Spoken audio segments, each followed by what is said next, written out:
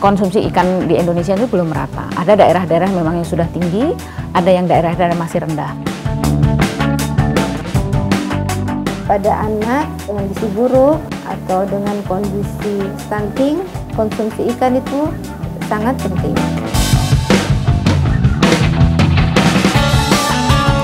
Kalau sushi itu kan dia cenderung hanya ikan dan menanding saus ya. Kalau gohu ini kan ada campuran bumbu yang nggak bisa, tapi itu dia gas banget.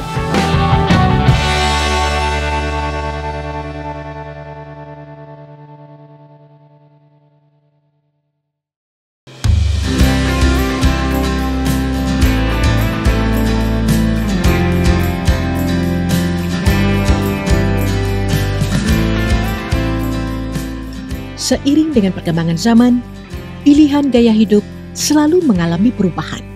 Tidak terkecuali dalam bidang kuliner, di mana menikmati olahan makanan mentah, khususnya berbahan dasar hasil laut, kini menjadi tren banyak orang yang marak dijumpai di kota-kota besar.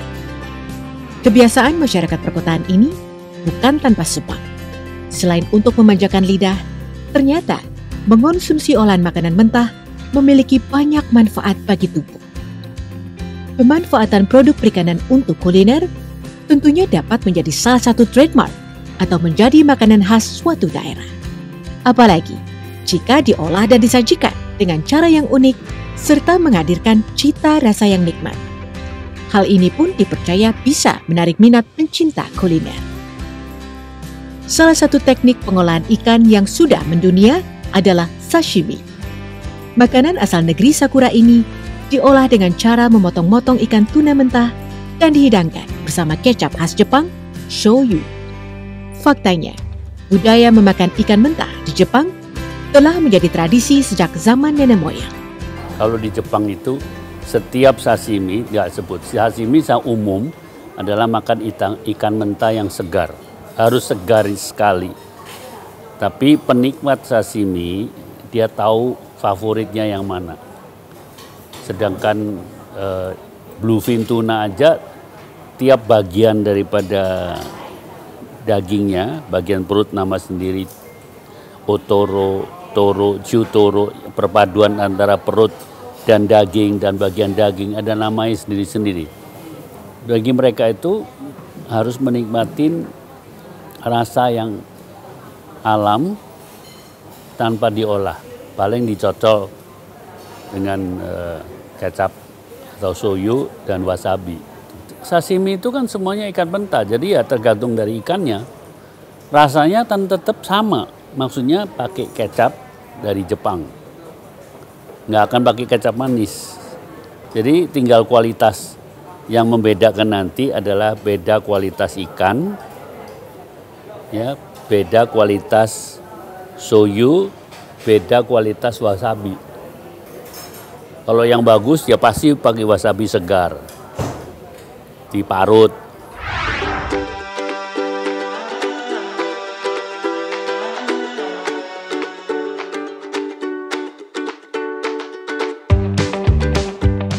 Namun siapa sangka, beberapa daerah di Indonesia juga mengenal teknik mengolah ikan yang dihidangkan secara mentah.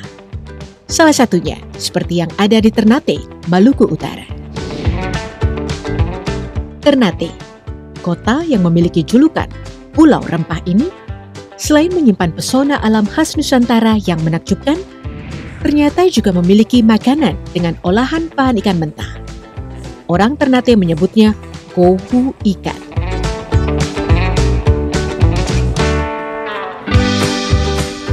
Makanan khas Maluku Utara ini menggunakan bahan dasar ikan tuna atau cakalang mentah yang dipotong menyerupai dadu.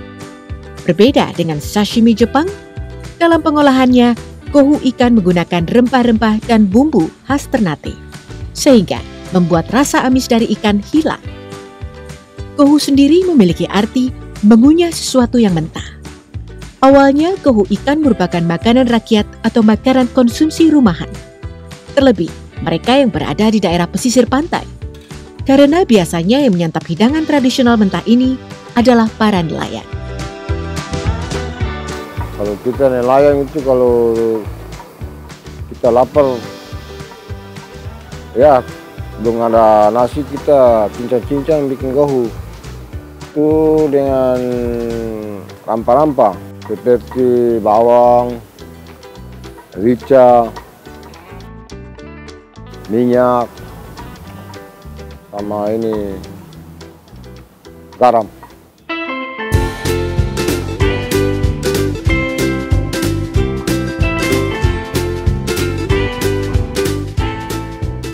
Pada awalnya, gohu ikan menjadi santapan sederhana rumahan masyarakat Ternate. Dan biasanya, gohu ikan menjadi makanan pendamping ketika menikmati nasi atau bubur sagu. Namun, seiring berjalannya waktu, kini gohu ikan sudah menjadi makanan komersial dan dapat dijumpai di banyak tempat, khususnya di sekitar Provinsi Maluku Utara. Ada perbedaan sajian antara gohu ikan tradisional dengan komersial, atau yang sudah dijual di restoran. Hal yang paling mencolok ialah tekstur dan warna daging ikan mentahnya, namun untuk cita rasa di keduanya tetap sama. Gohu itu kan sebenarnya ciri khas makanannya orang Ternate. Tapi gimana sih caranya supaya bisa diterima sama semua kalangan? Karena kan kalau ciri khasnya sini kan dia terlalu pure mentah. Mau orang modelan kan agak susah. Jadi kita modif di sini. Kita modif sehingga bisa punya nilai jual. Nilai estetiknya ada muncul, orang tertarik untuk makan, nyoba gitu loh. Dan ternyata setelah kita coba sangat diminati dan peminatnya banyak. Semua kalangan sekarang ini udah merambah ke semua kalangan. Dari lokal, dari orang dari luar juga ke sini cuma nyari gitu loh. Mau dong makanan tradisional sini kayaknya dengar-dengar nih. Jadi mereka nyoba, enak ya. Kadang-kadang beri bungkus lagi buat oleh-oleh. Dari awal kita buka tuh tidak se-booming sekarang. Jadi setiap hari tuh jadi saya kayaknya nggak butuh yang orang datang dan ini ya. Kecenderungan orang untuk menyantap gohu itu semakin hari semakin banyak. Yang tadinya awal kita cuma bikin berapa, sekarang sampai harus ulang-ulang. Karena orang datang ke sini cuma tujuannya cari gohu kayak gitu. Jadi gohu dong, mana habis, bikin lagi dong.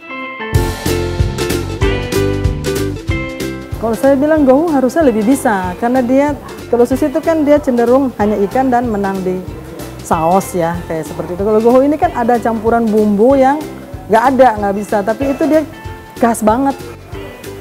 Gimana tekstur ikannya itu dia bisa masuk. Kadang orang rasa makan ikan tapi bukan ikan, sebenarnya kayak makan ayam. Padahal kan aslinya bahannya itu kan dari ikan. Itu teknik pengolahannya itu yang membuat dia orang bisa terima gitu loh. Harusnya dia lebih kalau ini lebih familiar harusnya bisa lebih booming. Karena beberapa orang mancanegara ke sini dia orang bule saya kasih coba dan dia wow gitu loh. Yang beda tapi enak ya gitu loh.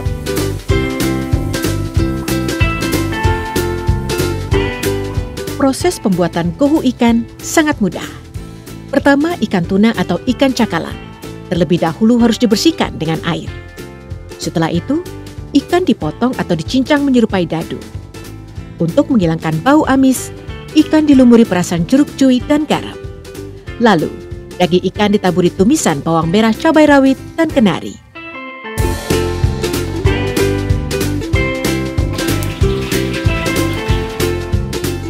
Namun, di beberapa rumah makan, minyak goreng panas akan disiramkan ke ikan.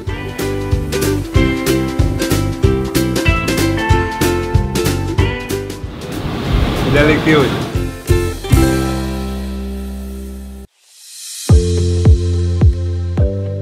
Melansir data dari Badan Pusat Statistik, produksi perikanan tangkap di Maluku Utara sebesar 288,2 ribu ton pada 2020. Jumlah ini meningkat sekitar 1,5 ribu ton dibanding tahun sebelumnya, yang sebesar 286,6 ribu ton.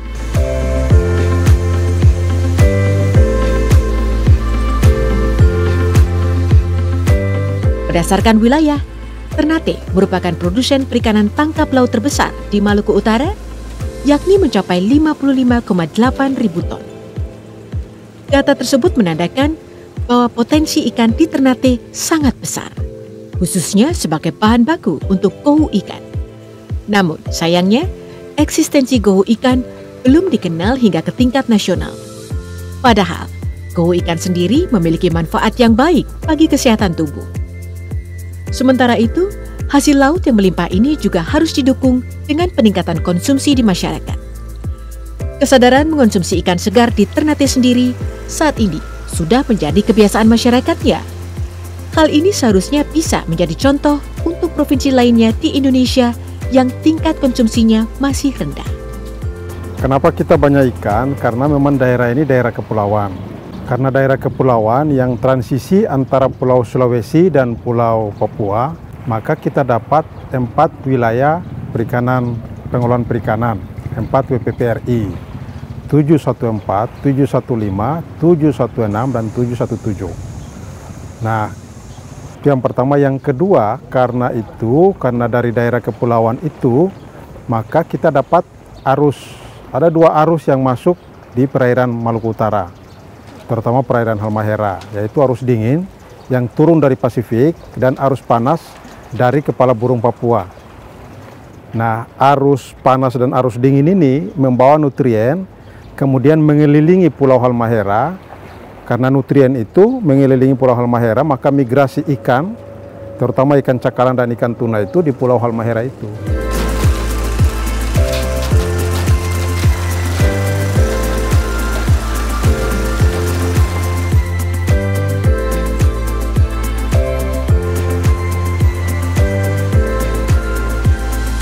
Orang Maluku Utara itu pemakan ikan. Mereka makan, kalau tidak ada ikan, kalau cuma ada tahu, ada sayur, itu bahasa mereka belum makan.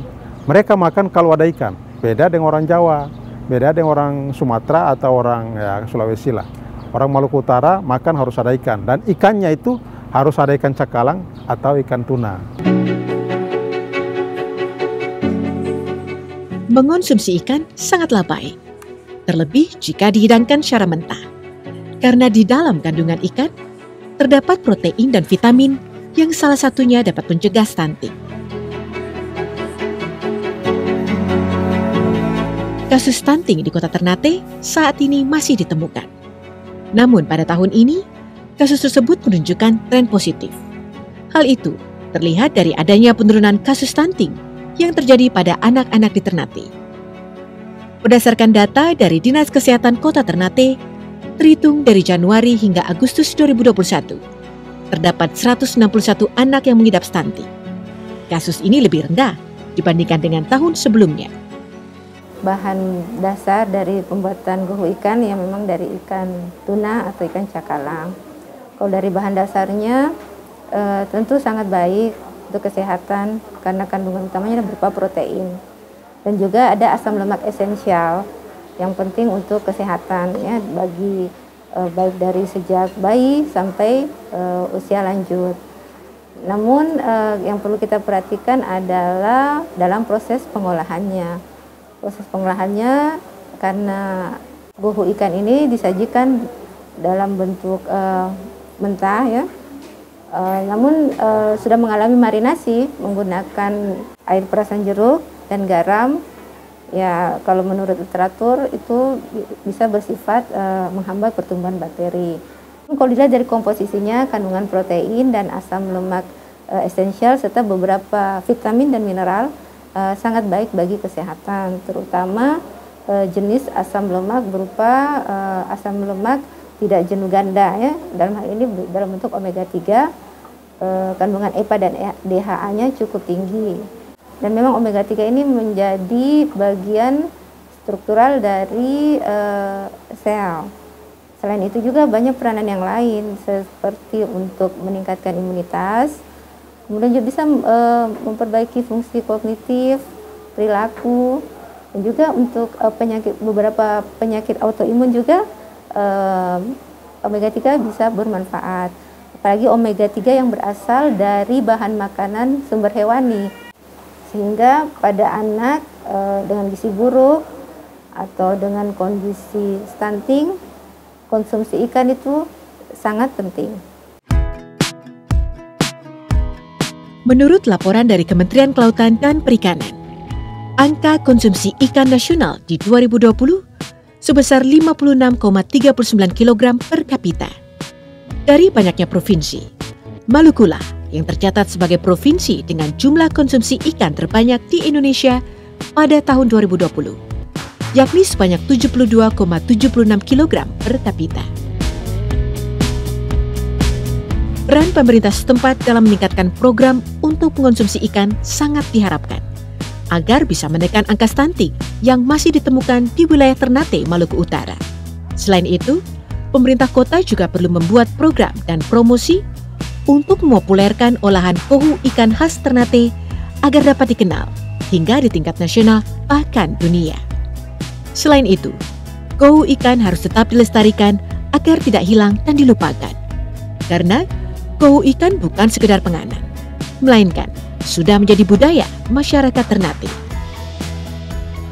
Selama ini pengenalan gohu sebagai sashimi Nusantara belum secara masif bisa dilakukan, tetapi pada saat-saat tertentu makanan tersebut dimakan oleh orang pada saat acara-acara gotong royong atau acara-acara tertentu yang melibatkan banyak orang. Dan ini merupakan bagian dari makanan khas yang menjadi bagian makanan sebagai perekat persatuan dan persatuan dari masyarakat lokal yang ada di Ternate maupun di Maluku Utara. Sebenarnya untuk populer di Maluku Utara dia sudah populer. Yang mungkin yang menjadi pertanyaan kenapa gohu ini belum terlalu populer di luar Maluku Utara sebagai kuliner Nusantara, dikarenakan karena penyiapan makanan tersebut hanya pada saat-saat yang bersifat kegiatan gotong royong. Semestinya kegiatan-kegiatan ini ketika ada kegiatan-kegiatan massal atau kegiatan pariwisata bisa dipromosikan secara luas kepada masyarakat yang datang ke kota Ternate, dan kita berupaya ke depan untuk mempromosikan makanan tersebut pada kegiatan-kegiatan tertentu yang kebetulan didatangi oleh masyarakat di luar Maluku Utara, apakah kegiatan festival atau kegiatan pariwisata. Dan kita berharap kelemahan karena ketidakpromosian dari gohu ini insya Allah dapat kita tutupi dengan berbagai kegiatan yang bisa dilaksanakan di Maluku Utara atau di Ternate. Dan saya berharap itulah waktu kita untuk bisa mengenalkan gohu sebagai makanan khas Maluku Utara dan Ternate. Sangat yakin ya, sangat yakin. Dan kita tahu pada saat kegiatan seleksi tilawatil Quran dan hadis nasional beberapa waktu yang lalu, ketika kurang lebih 1.400 orang tamu yang datang di Ternate dan Sofifi, banyak orang yang sudah secara langsung bisa mencicipi makanan tersebut. Dan saya kira kita punya keyakinan dengan berbagai kegiatan-kegiatan ke depan yang menjadi bagian dari kegiatan pemerintah atau kegiatan masyarakat yang melibatkan orang di luar Ternate, insya Allah inilah menjadi titik awal untuk kita mempromosikan secara masif makanan tersebut kepada masyarakat di luar Ternate. Dan ada beberapa kegiatan pemerintahan yang juga melibatkan ibu-ibu PKK. Salah satunya adalah festival atau lomba makanan serba ikan. Dan inilah momen kita untuk mengenalkan makanan ini secara luas kepada masyarakat di luar Maluku Utara maupun di Ternate.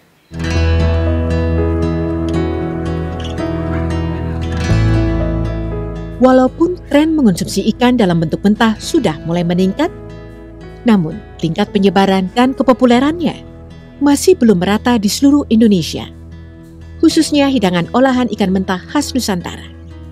Hal ini mungkin terjadi karena masih kurang masifnya informasi dan promosi mengenai teknik olahan tersebut. Pengolahan ikan mentah khas Nusantara tak kalah lezatnya dengan teknik sashimi yang berasal dari Jepang. Bahkan bisa lebih kaya rasa, karena gohu ikan dalam mengolahnya dipadukan dengan rempah-rempah yang ada di Indonesia. Penyajian menu masakan dengan teknik ini diyakini menyehatkan, karena tidak menggunakan bahan kimia dalam pengolahan dan penyajiannya mengikuti kaidah-kaidah pangan. Seharusnya ada satu program Indonesia membumbui Nusantara.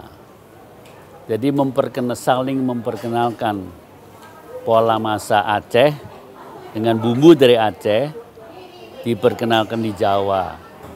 Bikin gohu dari Maluku diperkenalkan ke Aceh dan lain sebagainya. Itu dengan cara begitu makanan-makanan daerah itu bisa lebih tersebar, dikenal. Kalau kenapa rendang terkenal di mana-mana, ya karena rumah makan Padang ada di mana-mana gitu. Rumah makan Maluku di mana adanya? Kan nggak ada. Dari pihak daerah memperkenalkan ke daerah lain gitu. Membawa ahlinya yang masak, membawa bahan bakunya. Karena urusan cabai aja diperdebatkan. Tiap daerah cabainya beda. Pemda itu harus punya menu-menu unggulan. Terutama yang dari Maluku, dari Indonesia Timur kan seger-seger. Nah, coba orang sana menyajikan masakan dengan ikan segar seperti apa.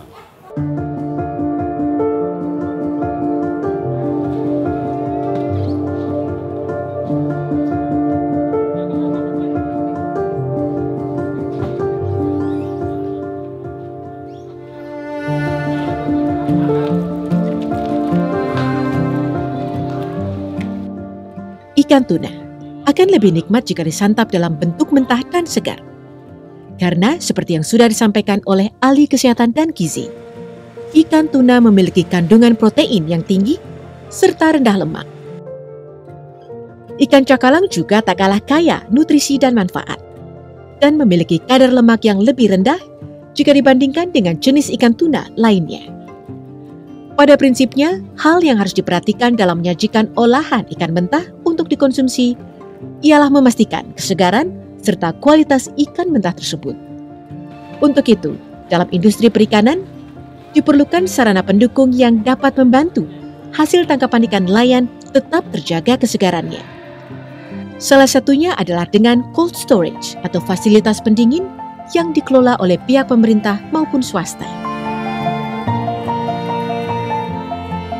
Jadi juga itu merupakan salah satu fungsi pelabuhan adalah pengendalian mutu tadi yang saya sampaikan. Tentunya kita dengan fungsi itu kita menyediakan fasilitas-fasilitas rantai dingin. Jadi kita di sini memiliki yang dikelola oleh pelabuhan sendiri. Itu ada satu unit pabrik es untuk penyediaan es bagi nelayan. Kemudian juga ada cold storage dengan ABF dengan kapasitas keseluruhan untuk cold storage kita itu sebanyak kapasitas terpasang 310 ton. Sedangkan ABF kita itu 16 ton kapasitas terpasangnya. Belum lagi yang disediakan oleh swasta. Di dalam kawasan kita ini yang dikelola oleh swasta untuk cold storage juga ada 350 ton. Untuk cold storage-nya dan ABF-nya ada 21 ton kapasitas terpasang yang ada dikelola oleh swasta. Jadi saya pikir untuk fasilitas rantai dingin di dalam kawasan pelabuhan ini untuk produksi perikanan yang didaratkan di PPN Ternate ini saya kira cukup untuk mempertahankan kesegaran mutu ikan.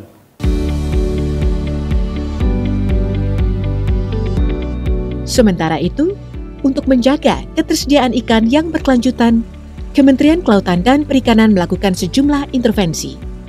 Salah satu yang menjadi prioritasnya di tahun ini yakni penangkapan terukur. Kebijakan penangkapan terukur ini dilakukan untuk memastikan bahwa keseimbangan antara ekologi, ekonomi, dan keberlanjutan sumber daya ikan tetap terkendali. Melalui penangkapan terukur, sumber daya ikan tak serta-merta bisa dieksploitasi tanpa memperhatikan siklus kehidupan perikanan dan keberlangsungannya. Oleh karena itu, KKP akan menetapkan sistem zonasi dan kuota di 11 WPPN RI yang jumlah tangkapannya diperbolehkan atau JTP. Disesuaikan dengan hasil kajian Komisi Nasional Pengkajian Sumber Daya Ikan atau Komnas Kajiskan. Selain itu, KKP juga akan menetapkan area-area spawning dan nursery ground yang bebas dari aktivitas penangkapan ikan. Penangkapan terukur itu sebetulnya adalah kebijakan yang sangat baik karena ikan itu termasuk renewable resources begitu, tetapi harus dijaga juga, tidak boleh terlalu eksploitatif sehingga nanti langsung punah begitu. Jadi meskipun itu bisa tadi ada pembaharuan, tetapi harus dijaga. Jadi penangkapan ikan terukur itu satu konsepsi baru yang mempersyaratkan ekologi dengan ekonomi itu berjalan seimbang. Jadi penangkapannya tidak boleh semena-mena. Jadi harus sampai batas tertentu yang tadi ada pertimbangan ekologi. Jadi untuk yang akan datang, generasi yang akan datang itu masih bisa ikut menikmati. kampanye Gemar Ikan, gerakan makan ikan, juga harus makin masif dan ditingkatkan di seluruh Indonesia agar semakin menyadarkan masyarakat akan pentingnya mengonsumsi ikan untuk kesehatan. Jadi kami punya program namanya Gemar Ikan, gerakan memasyarakatkan makan ikan. Nah, dalam program Gemar Ikan itu kan ada banyak hal yang dilakukan begitu. Ada jenis-jenis olahan ikan yang dipromosikan begitu. Ada episode atau salah satu sesi memang mempromosikan juga ikan mentah. Nah, itu ada yang promosi untuk mengkonsumsi ikan mentah. Gemar Ikan ini adalah satu program. Jadi Gemar Ikan itu payung besar. Di situ ada creating demand. Jadi kan konsumsi ikan di Indonesia itu belum merata. Ada daerah-daerah memang yang sudah tinggi, ada yang daerah-daerah masih rendah. Jadi kalau yang konsumsinya masih rendah seperti di Pulau Jawa itu yang di-push adalah creating demand. Tapi creating demand saja tidak bisa berjalan sendiri. Harus ada dukungan ketersediaan ikan. Ketersediaan ikan itu dari sisi jumlah, dari sisi jenis, gitu. Kemudian waktunya, gitu. Nah, program KKP tentunya peningkatan produksi yang dilakukan oleh teman-teman perikanan budidaya dan perikanan tangkap. Nah, kami yang dari Dijen Penguatan Daya Saing itu menguatkan di hilirisasinya. Kami menguatkan bagaimana logistik ikannya, pengangkutannya dari sentra-sentra produksi itu. Kemudian bagaimana distribusinya sampai ke tingkat konsumen. Nah, itu adalah tugas kami. Kami juga misalnya membangun pasar-pasar untuk distribusi sampai tingkat konsumen itu. Kemudian juga di logistik tadi, penguatan logistik, kami berusaha agar efisien dan terjaga mutunya. Tadi kita bahas karena ada salah satu konsumsi untuk ikan mentah ya, berarti harus dijaga banget. Nah, di dalam logistik itu juga harus dijaga juga rantai dinginnya. Nah, itu program-program penguatannya. Jadi Gemar Ikan itu satu payung besar yang menyeluruh, creating demand-nya iya, peningkatan produksinya iya, kemudian yang tengahnya ini untuk distribusi dan hilirisasinya di sana ada.